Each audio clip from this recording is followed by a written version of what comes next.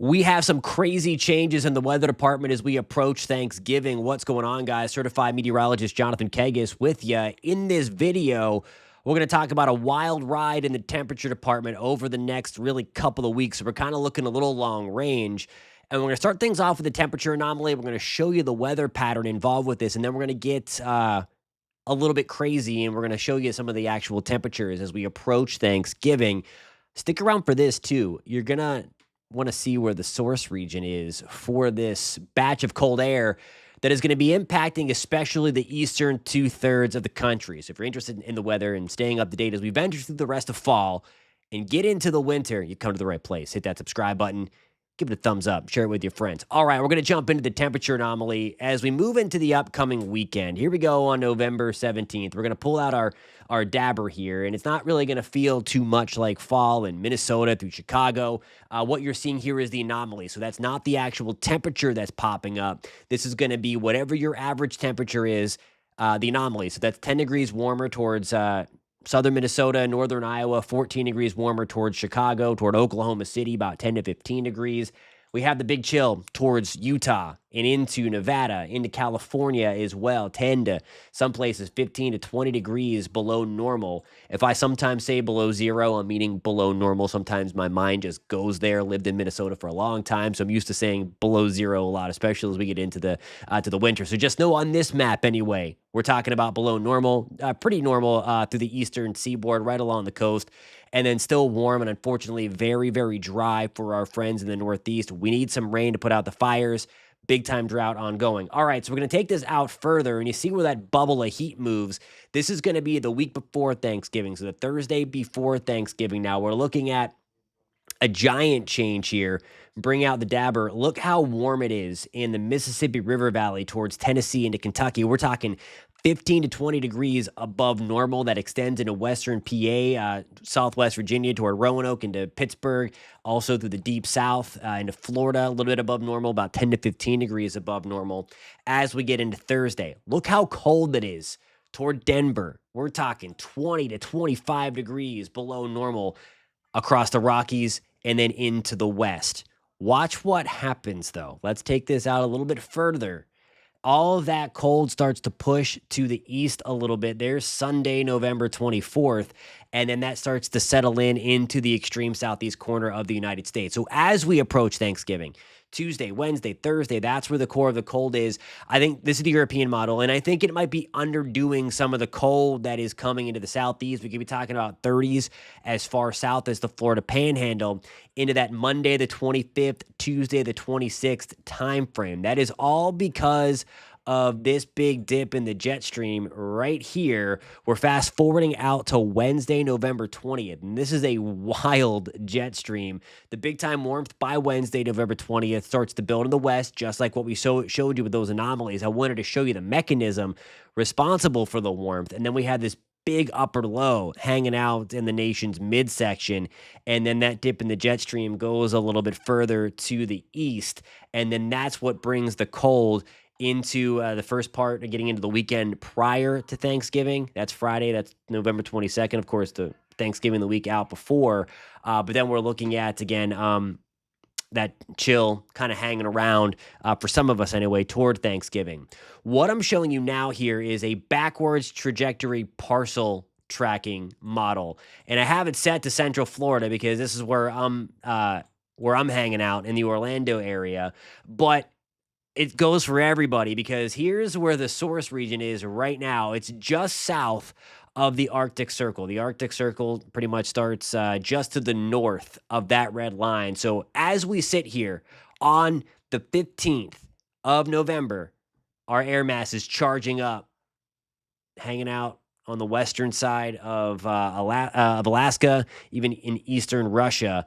It works its way over the next couple of days towards the western, towards the Canadian Rockies, and then plunges down. And then by the time we get to Tuesday, this is going to be Saturday, November 23rd, that I have the model running through by the time it settles into Central Florida. So then as we get again to the end of late next week, that's where about a week from today, that is where we're going to be talking about the colder air blasting through places like the Plains, Kansas, Oklahoma, Oklahoma City.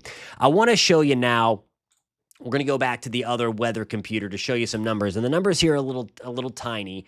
But we have this fast forwarded out to Friday, November 22nd, and we're talking about teens. Let's see, we're at Friday morning, so it is going to be a very crisp morning in Colorado through Idaho.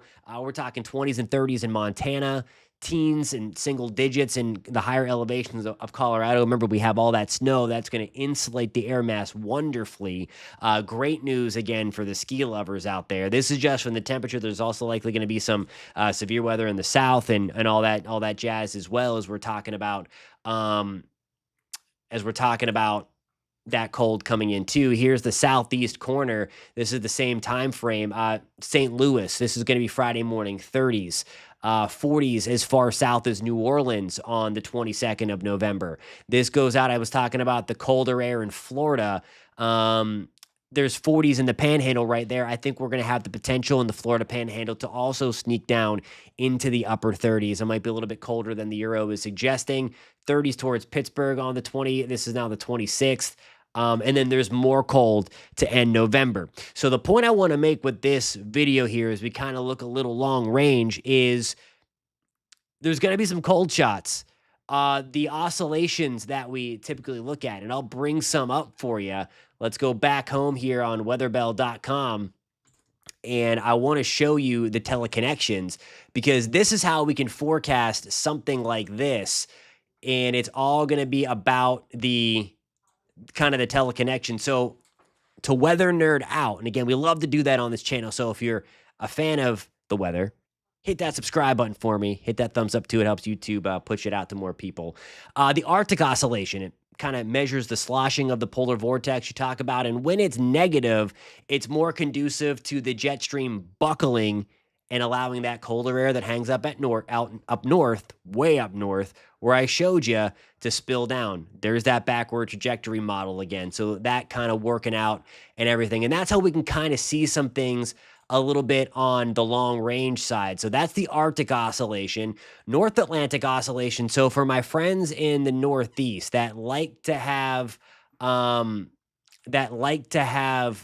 snowstorms along the I-95 corridor, we want the North Atlantic oscillation to remain negative into the heart of winter because that blocks everything. There's a big chunk of high pressure over Greenland. It keeps the colder air spilling down the spine of the Appalachian Mountains and keeps the colder air locked into the Northeast and supplies the cold for the snow to work with. That is negative right now, too. That also allows colder air, even when there's no snow around. And then this is a pretty important one, too. This is the Pacific North American oscillation, the PNA. And this really deals with the ridge out west.